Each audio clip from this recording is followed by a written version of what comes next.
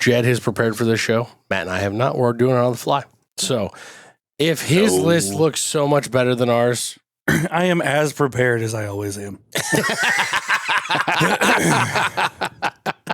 And it goes great. That's fair. Okie dokie. That is fair. And now you've seen how the noodles are cooked. Call that sausage making. Whoa. Sausage making. Oh, okay. Making. Got it. No, we're excited to have you guys in here. We appreciate you guys for following the show. If you haven't already, please hit the subscribe button, hit the like. It helps our show. It helps us bring you guys more content. You good, guy? You didn't have to pause for that. All right. Keep fucking going. Jesus Christ. We're getting into this, like I said, top 5 new returners. 45, 40, 35, 30. He's gonna go. It's time, people. Feel us. Red Junkies. Day by day, he gets better and better.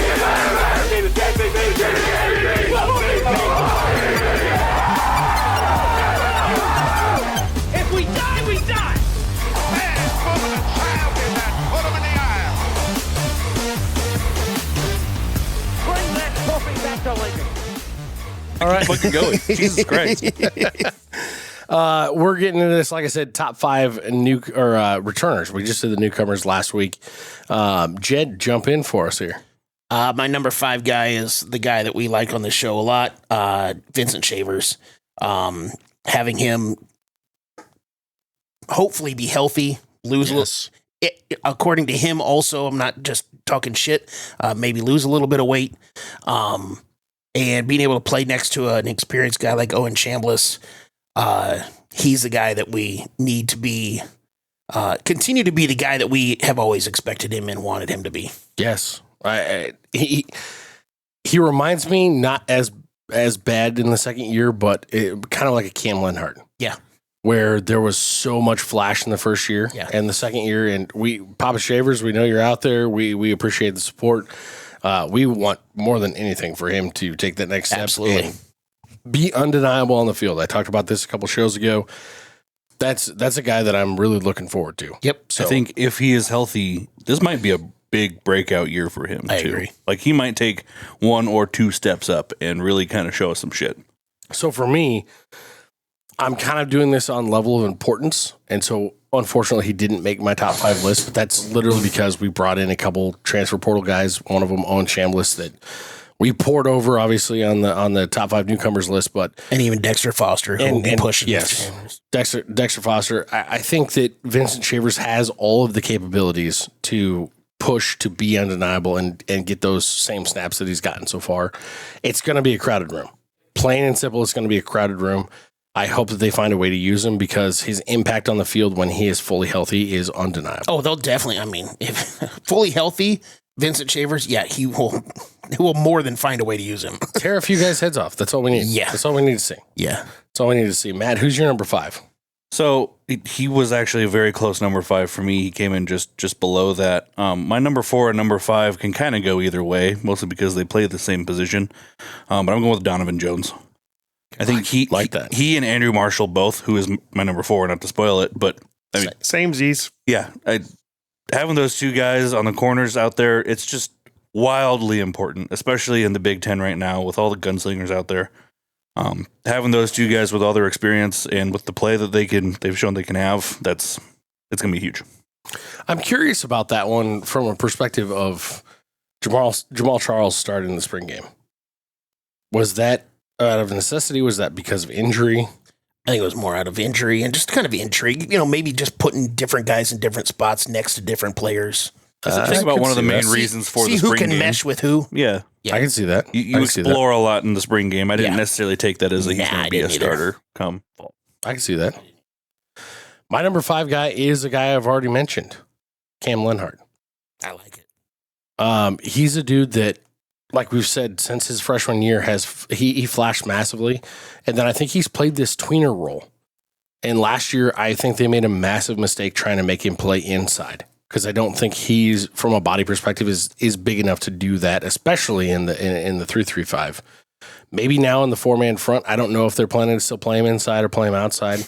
But he's a guy that I fully expect as a fourth-year guy to be a major leader on this defense and really push for a lot of snaps. And hopefully we see some dynamite out of that guy. I'll bring up Cam Lenhart and he just missed my top 5, but in the fact of the way we did a couple years ago with Ty Robinson and Nash Hutmaker, he needs to be the guy that we expected him to be when he was recruited.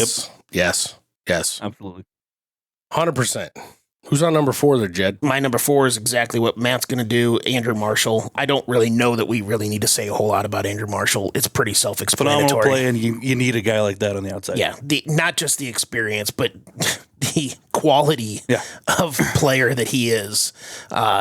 He's one of the best defensive backs in the league.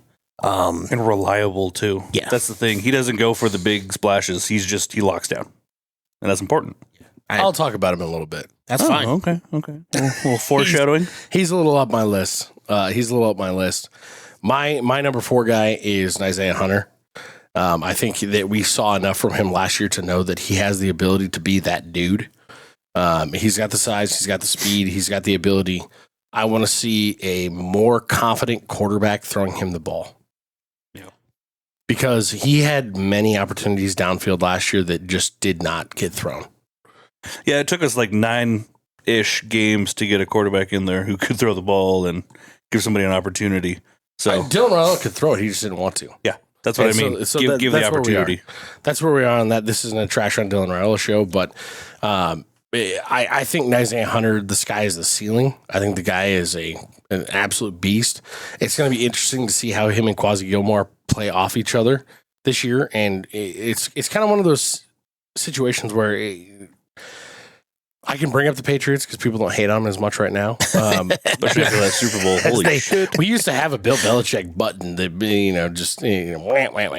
wah. But it's one of those things for me. It's kind of like right now, AJ Brown came in and you have a guy in Kayshon Boutte, who is underperformed so far since he's been in the NFL, but he came in, massive injury in college, was a superstar stud at LSU prior to that, and should have been like he was projected to be, a top 10 type pick coming out at wide receiver.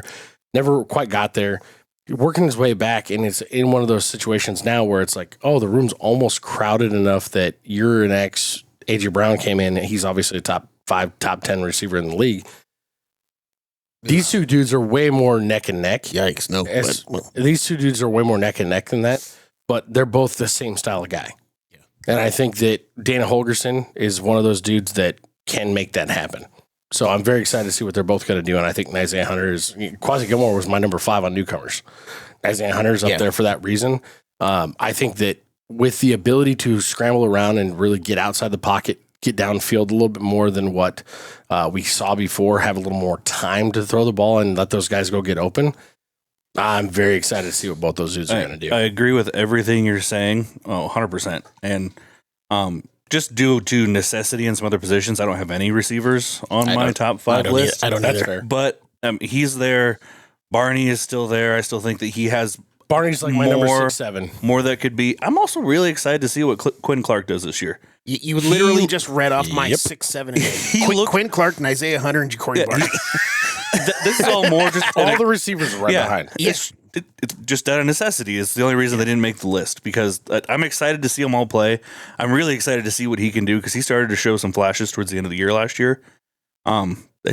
We have other guys that we need a little more. Yeah. Well, I get that. Like you kind of said, it's a crowded room. Yeah. And not to go off into a tangent, but real quickly, just because I am a Titans fan and had AJ Brown, you'll like him for about a year and a half, and then he'll be a toxic asshole in the locker room, and then you'll want to get rid of him. We'll see. We're used to those in the Patriots. It's fine. We'll see. Yeah. It's a little bit different up there. Yeah. Just like their head coach. He's not toxic at all. My number 3 is Williams Nowierski. I think he's well liked. Sure. The ladies love him. The ladies love him. Well, at least one of them does. Reporters. Like I said, anyway, I didn't really want to go down there. Talk about my number 3, Jed. Would you please? Same. Williams Nowierski. I think that's kind of also obvious. But he also led the team in pressures last year with 28, playing opposite of Anthony Jones and or Cam Lenhart. having another year with Cade Petschak on the other side, also playing in and around Williams Nowierski. He's a guy that could possibly leave after this next year and go pro, and with the talent that he has, he's just an athletic freak. He has a monster year, yeah. Yeah. I agree with that 100%. And I could definitely see him having one of those kinds of years, especially with who's the new guy coming in? Anthony Jones. He's going to load up. Yeah. Yeah. The two of them together on the outsides like that, I think will be a big, big, big thing. Yeah. Especially if you're able to, one of the guys that I had in our newcomer show, if you can get a, quick athletic guy like Whittington, play next to Nwaneri. Yep, absolutely. That's just two athletes. It's a great 1-2 punch coming on one side for sure. So we talked a lot about breaking our own rules. Oh, here we go. In the last episode. And I actually, in the way that I was going through all this stuff, I had to put 2 number 3s. Okay. Because there's weird place to put 2. In my opinion, there's a clear number 1 and a clear number 2. But I couldn't put these guys at 4 or 5. Okay. So I had to put them both at number 3. And for me, that is Nwaneri and Andrew Marshall. Okay. I think those dudes both, they're going to be pros. Andrew Marshall at times last year looked like our best corner. Yeah, there were times. For most of the season. And especially when you look at his size and his lockdown ability, it was amazing to see. I'm very excited to see what he looks like in Orch's system, because a lot of people don't remember this or don't know this. He actually played for Rob Orch in his first season. Yeah. So he has some familiarity there. He got good enough, partially because of Rob Orch, to come to Nebraska from a small-time school. Yep. I'm very, very excited to see what that looks like in that recoupling, plus another year under Addison Williams, because I think Addison Williams is an amazing DBs coach. Yep. But much to the same things you guys just said about Nwaneri, it's undeniable. He was a top 5 player in his class. He's got every physical trait out there. Put him in a system that actually makes sense for the D-line players that we have, and let him get, not double, triple everything every time he's getting in the backfield. Let's go. And the fact that we have other guys on that line now that can help him get back there and can put their own pressure on the quarterback, that's only going to open up opportunities for him. Mm-hmm. So that's a big one for me, but that's why I had to go with 2 number 3s, because I couldn't put them up higher, because I got 2 guys that have to go higher and 2 guys that had to be on the list too. So there we are. I'll allow it. Rules broken. There are no rules, remember? My number 2, I don't know who you have as 1 and 2, but I think my 1 and 2 is who should be 1 and 2 is going back to the offensive line, Justin Evans, the center. He's a top 5 rated center in the Power 4, according to Pro Football Focus from last year. He allowed 0 sacks. The center is going to be the anchor of your offensive line, not just with the experience, what we like to talk about a lot, but he's a great dude. He's a great player. He's a huge leader. Jeep Wade loves him, and he could be a second or third string or third team all Big Ten this year. Yeah, it's interesting you say all those nice things about him. He is on my list, but he's not at number 2. Okay, same. I think we probably have a very similar number 2. I would assume so. Because Elijah Pritchett is my number 2. Yep, and exactly. he's my number 1. So let's just go have a big old jerk-off fest on this. Because here's the deal. The only reason, and we'll just talk about this as is, the only reason I put Elijah Pritchett number 2 and Evans number 1 is because the center is the quarterback of he's the quarterback of the offensive line. The anchor, like you said. And I agree, but I put Pritchett because he's the tackle. That's the money position. Yeah. So I agree on that side of things. Yeah. I think that Pritchett in his own right will be a stud, absolute superstar this year. He should be. He's got all the natural ability. He's got all the talent. He's got all the skill. We started to see him put it all together at the end of the year last year. He's not fighting with his coach anymore. Yeah, once he got the opportunity and he wasn't, expected to hold hands with Grown Ben as they walked to lunch, that was a big thing. And so I'm very excited to see what he has put together. Have we heard Jeep talk about him much? Other than that he loves him, not too much. Okay. Well, and just real quickly, and I know you guys still have more on Justin Evans too, but as far as with Elijah Pritchett, the numbers that I have, you kind of talked about. We were doing this at the beginning of the season last year when Elijah Pritchett didn't start the season as the tackle, and shockingly, and you were all over starting him, and I even said, do we know for sure that he's the best because he hasn't been out there yet, and the couple of times specifically in the Cincinnati game, he fucked up quite a bit when he was out there, but yeah, he got out there and immediately got pulled from those. He had mental errors. Yeah, and it was very obvious he was on a very short leash. But for the season, he allowed 5 sacks and 10 pressures on the entire season, but only 1 sack and 4 pressures in the last half of the season. So it was as the season went on, as he got more playing time, he clearly got better and better as the season went on. And he only had, I think, in the last 4 games, he only had 1 penalty, as opposed to like 1 per snap in the first 3 or 4. But that's also letting a guy get his confidence under him. You're going to have the yips if you get like 1 or 2 snaps or 5 snaps a game opportunity to get out there and play. There's a better chance that you're going to get a false start call, right? But we saw it in the Minnesota game. If you remember that, he put a dude on the ground and probably should have got a unsportsmanlike conduct penalty called on him. The guy's got everything that you want in a left tackle playing in the NFL. Yeah. He has like that killer mentality. Physical specimen. That if you are potentially too small and not wearing pads, you might actually die based on the way he handles you. Mm-hmm. So and he will handle you. That's the thing. Very, very excited to see what a year under Jeep Wade does for him. But then we've got to move on to Justin Evans at number 1 because in my opinion, like I said, he's the quarterback of the offensive line. He's a guy that Jeep Wade, with 23 years of offensive line coaching experience and having coached a lot of NFL talented guys, says he's one of the smartest offensive linemen that he's ever coached, and that he's one of, if not the best center he's ever coached in college. Which is huge praise. That's enormous praise from a guy who's known and traveled as an O-line coach. Yeah. I love it. It says miles for a guy when you're incredibly intelligent and you're the first person to touch the ball on every single play. Yes. The other side of that is, remember, he got started in his career at left, got started at left guard because he was coming in, and we had Ben Scott here. Ben Scott was transferring. He was really good center. I think he's still around the NFL somewhere as a backup. I can't remember. Well, he was with the Buccaneers, but I don't know if he still is there. Yeah, I'm not sure. I'm not sure. Regardless, he had an upperclassman that he had to sit behind, and he made himself so undeniable that he got an opportunity based on some injury at left guard that then the injury risk wasn't really there anymore, and he still got to play.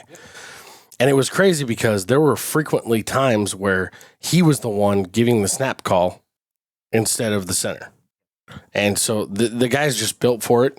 I'm very excited to see how he takes that next step up. And like I said, I think he's our most important returner simply because of that.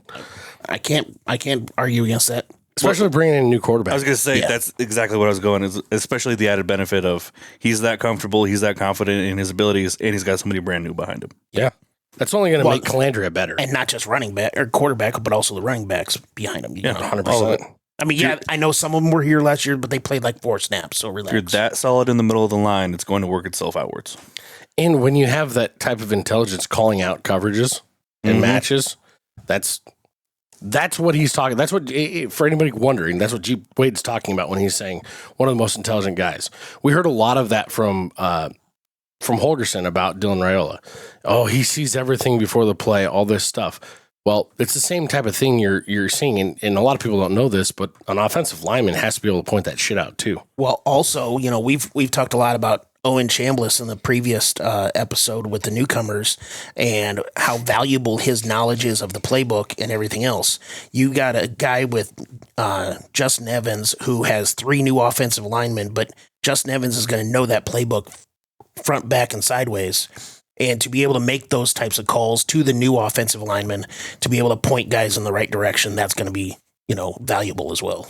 And to speak about that, he's a little bit, not massively, but he's a little bit undersized for his position. When you just look at him, he's not listed undersized really. But when you just look at him on the field, he looks smaller than a lot of centers that you see out there. He's very dense, according to the stat sheet. He is that. He's a little bit of a bowling ball. Yeah. I don't believe the 6'2" that we see on stuff. Yeah. But 6'2" with a helmet on. I'm very To be excited fair to him, he's listed at 6'2", 315. But when you're standing next to Brendan Black, 6'4", 320, Pritchett, 6'6", 325. That's true. Tree Babalati, Yeah, 6'5", there's that. 330. Like Pomu Benga, 6'5", 315. You're going to look smaller. He's going to look like the little guy. I mean, You put Kyler Murray back there, and he has to throw the ball that direction in order to get it out of there. yeah. What's just slightly worrying because that's kind of the same size as Calandria. He's a little bit taller. But no, for as far as top five, that's that for me, and I think we were all pretty aligned on who was there, other than me throwing a wide receiver on there. But that you said that was your next three. The three wide receivers, yeah. I think when you look at Ja'Cory Barney, when you look at Ja'Cory Barney specifically, he's a guy that we're still kind of like what we said about Vincent Shavers. Dude, you flashed. You flashed. We got to see you take the next step. Give me more. You've done all the other things. You're a great locker room guy. You're a great sideline guy. You've got all the positivity in the world. Let's see you put it together now and actually get it done. I hope that a little bit more time from the quarterback is going to be what the answer is for him. Because they tried last year to get him from, in his freshman season, almost everything every time he touched the ball, he was behind the line of scrimmage and he had to run like 15 yards before he ever got positive yardage. Yeah. That's not a way to set a guy up for success. But they kind of got away from that last year. And then we still didn't see a ton of production from him. I want to see that. He would probably be, if I was making a top 10 list, he's going to make the top 10, but it's probably 8 or 9. But that's just because I'm in prove it mode. Yep. You talk about prove it all the time. For me, at this point now, you're in prove it mode because we haven't seen it. You kind of compared it a little bit to the Shavers. I'll go and add another guy, what we already talked about with Cam Lenhart. Do it. Be the guy that we expect. Same thing. It's not that these guys have been playing terribly. Cam Lenhart, Vincent Shavers, Ja'Cory Barney, they've all been really, really productive players for us, but just take it to the next level. Exactly. That's all we want. And you can say that about a few players every year. That's just these are the guys this year. Yeah. By the way, just real quickly to validate what you said about Elijah Pritchett, the last 6 games of the season, he did only have 1 penalty. That's what I thought. It was 6? 6 penalties total, 1 in the last 6 games. Fuck, I thought it was only the last 4. That's good on me. Pretty good. One of my guys that has to be probably number 7, I would guess, is Cade Petchak. Yeah. That dude showed some serious grit last year as a freshman. We actually got to sit behind his grandparents at a game. It was kind of fun to talk to them about his story and his travel to get to Nebraska. I think that dude, if he's gonna take another step forward, he's gonna be one of those guys that's pushing the 2 dudes that are really, really supposed to be studs for us for that playing time. Yep. And to have that on the 2 deep, that's amazing. I think that's going to be huge for us. Another guy I would say on my honorable mentions that isn't half of the wide receiver room, Rex Guthrie. I was kind of thinking about him, but he really tailed off at the end of the year. He did. And also with us bringing in like a Dwayne McDougal who's played in the system at San Diego State and Jason Shiggs, I think he might get lost. I still think he's going to get solid playing time. He played Jameer himself. Khan and Justin Rhett came up big at the end of the season. He played himself onto the field last year. I think he can get back there again. He's in that same book with me as like Amari Sanders. Yeah. Caleb Benning. Love Damon. I would love to see Caleb take the next step and be able to do some stuff. Yeah. I think from a size perspective, he's a little on the smaller side in that room, but him and Justin Rhett, both of those guys, it's kind of like, Justin Rhett, hey, man, you had a lot of potential coming out of high school. You went to Georgia. You've been around. You've seen it. I think he's a junior or a senior this year. I can't remember for sure. But those are 2 dudes in the safety room that I really want to see take the next step. The other thing for me on that side of things, Sula Fotu. Yeah, I've always wanted him That's to be a giant dude with a lot of power that just give him an opportunity and keep him healthy. Yeah. I want to see if he can put it together. It's kind of funny with such a high-profile position, we didn't say any running backs. I mean, it's understandable why we didn't, because Just a lot of young. we didn't see enough from them to be able to say these are our top returners. But There's one more. But it's just weird with the running back position and how important it is that none of them were even, you talk about making a top 10 list. I don't think any of them make the top 10. Yeah. There is one more guy in a position group that we really need him that hasn't been discussed at all, and that's Lindenmeyer. I literally have him pulled up right here. Jesus Christ. He should be closer on our list because of the fact that there's really nobody behind him with a lot of if you did a playing top time. 10, I'd probably put him 10.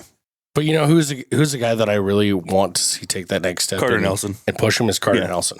We've seen nothing from him essentially. He's been injured. Yeah. Pretty much like 80% of his career. So we really can't say whether or not it's important that he's coming back, but Lindenmeyer, it's important that he's coming back. The other thing that I want to see, and we haven't talked about quarterback on this show because obviously Calandra is a newcomer. I want to see both Lateef and Kalen push. Mm-hmm. I saw clips of Lateef coming back from, apparently he's been working out in California this whole offseason. He looks bigger. Apparently he looks more accurate. I want to see if he's actually got it put together because they really believed in him coming in as a recruit. Yeah, and so what? I didn't mean to cut you off. You go ahead. No, you're fine.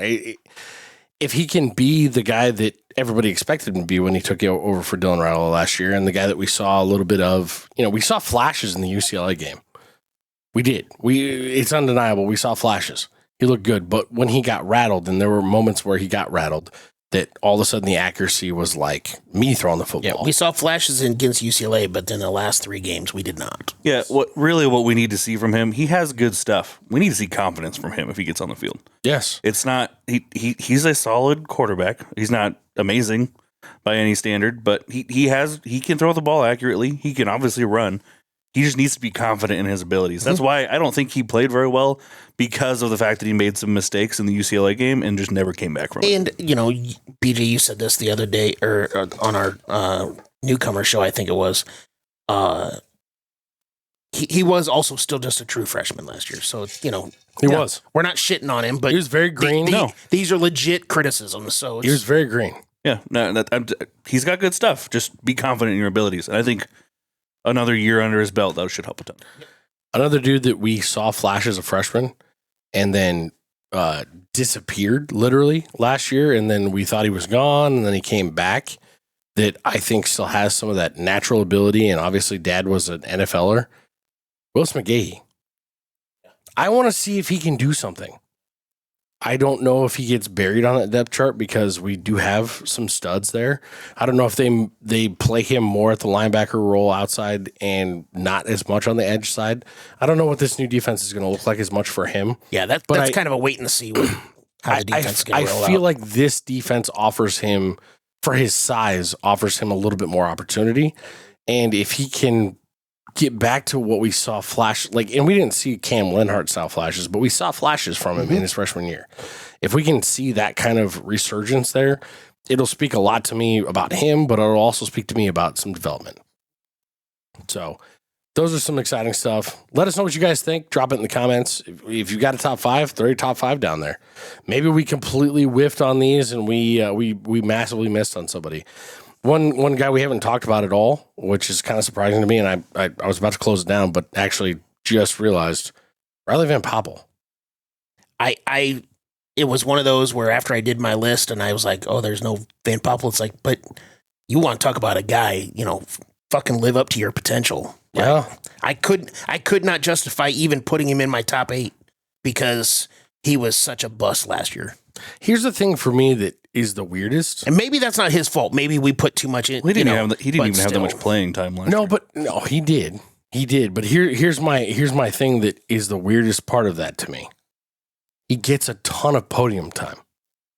The coaches obviously love him. They love putting him in front of the camera. Where's the match to the play on the field?